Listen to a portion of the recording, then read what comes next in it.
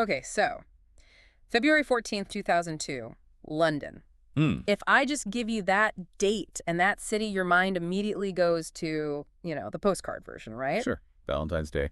Yeah, dinner's out, maybe a cold walk along the Thames, flowers, the whole machinery of love. It's sort of the one day on the calendar that's supposed to be universally happy. Exactly. But that's not what we're here to talk about today.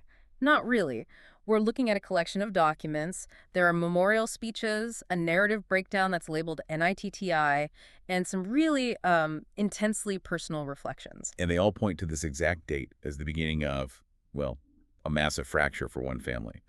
The whole file is titled Valentine's in London, A Legacy of Love and Resilience.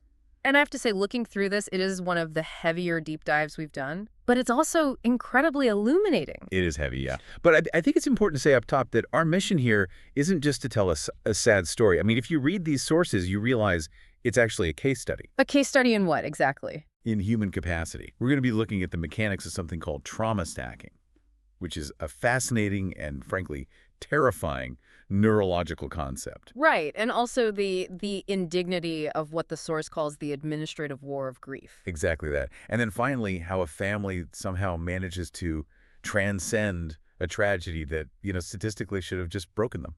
It's a deep dive into survival. So let's get into the setup.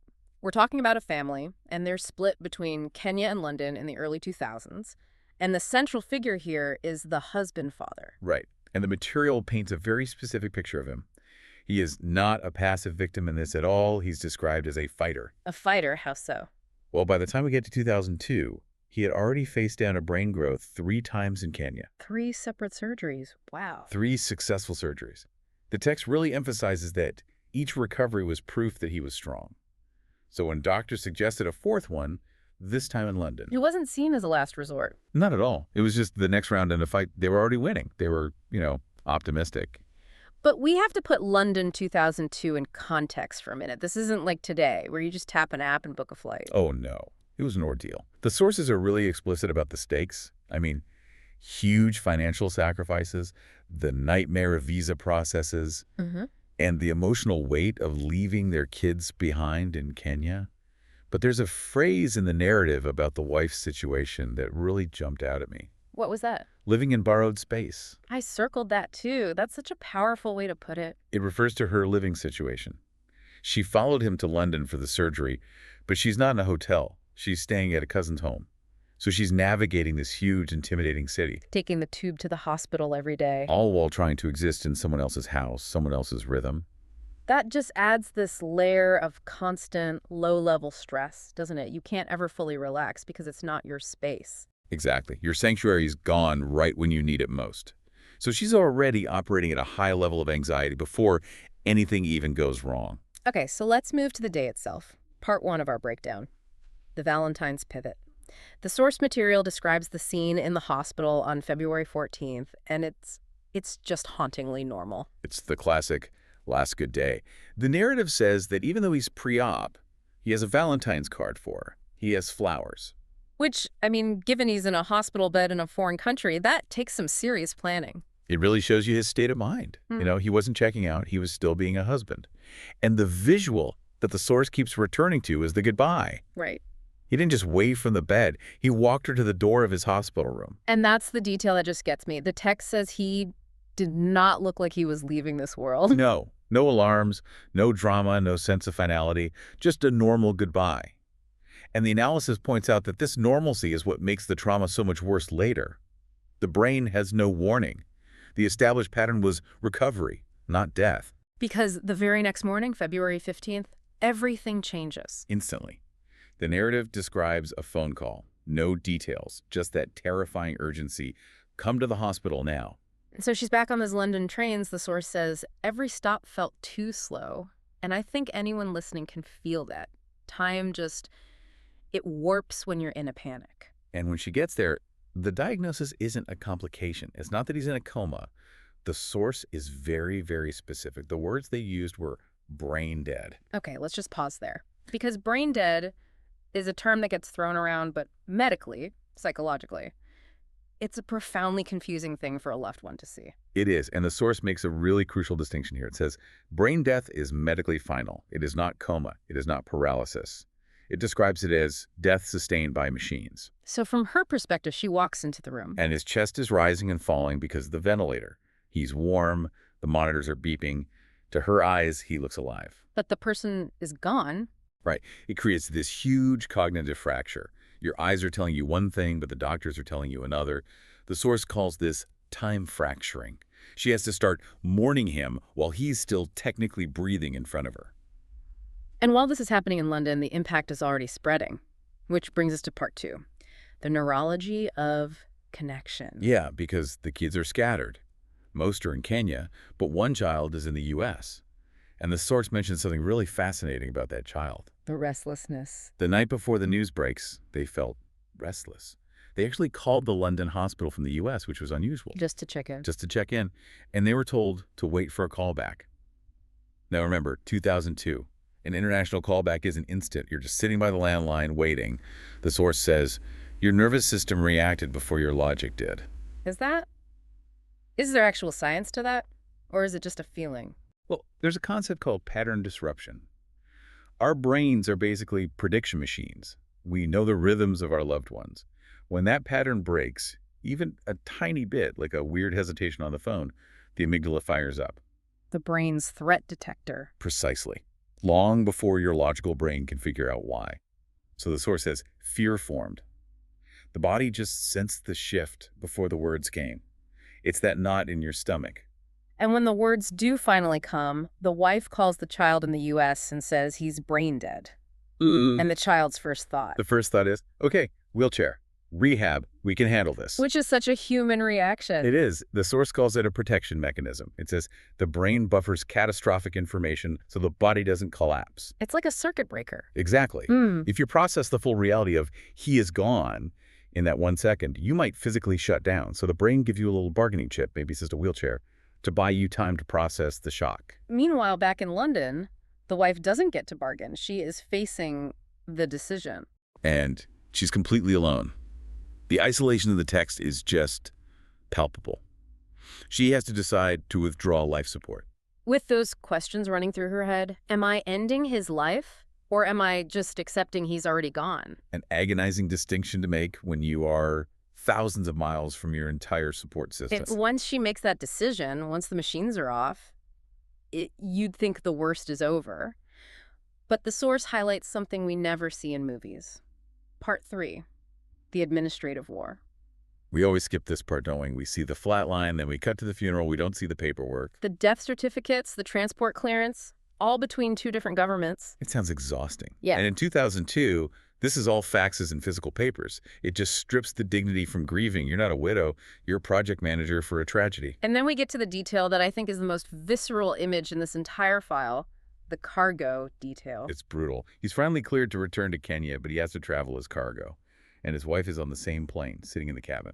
Physically on the same flight, but totally separate. Him below, her above. Yeah. But the moment that really illustrates her state is at the check-in desk at the airport. The airline staff, just following the rules, tells her her luggage is overweight. I can just picture it. Busy airport, people rushing past, and someone's asking her for a fee. And her response, I'm just going to read it directly from the source. She says, I am carrying my dead husband's belongings. It just stops you cold. The analysis in the source says that one sentence carries shock, dignity, love, and disbelief. It's this collision of mundane rules with profound, unspeakable loss. And she's still all alone. The source says grief in borrowed space feels unstable. She just wants to get home.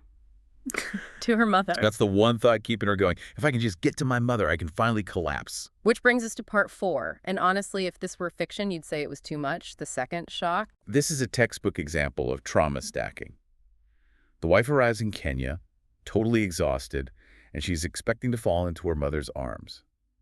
The source says her mother loved the husband deeply. But when she gets to the family home, she sees funeral arrangements, tents, chairs in the yard. And her first thought is, oh, they've prepared this for my husband. They're ready to help me. But then the clergy comes forward, not a family member, the clergy. And they tell her, her mother died the day after hearing the news about her husband. The source states the cause of death was shock. Just shock. It can happen. But just imagine being the wife in that moment. You've held it all together across an ocean, thinking you were heading for a safe harbor, and you arrive to find that harbor is gone too. So let's unpack trauma stacking. What is happening to her body right then? Well, normally after a shock, your body eventually starts to calm down. The rest and digest system kicks in. But with trauma stacking, before that reset can happen, a second, even bigger shock hits. So the stress hormones never go down. They spike even higher. The source lists the physical effects. Elevated cortisol, adrenaline surges, a suppressed immune system. Your body isn't just feeling grief anymore. It is physically surviving a chemical assault. It's like getting knocked over by a wave, and before you can even stand up, the tsunami hits you. And she couldn't just check out. She couldn't just retreat. No, she had to bury her mother. Then she had to bury her husband.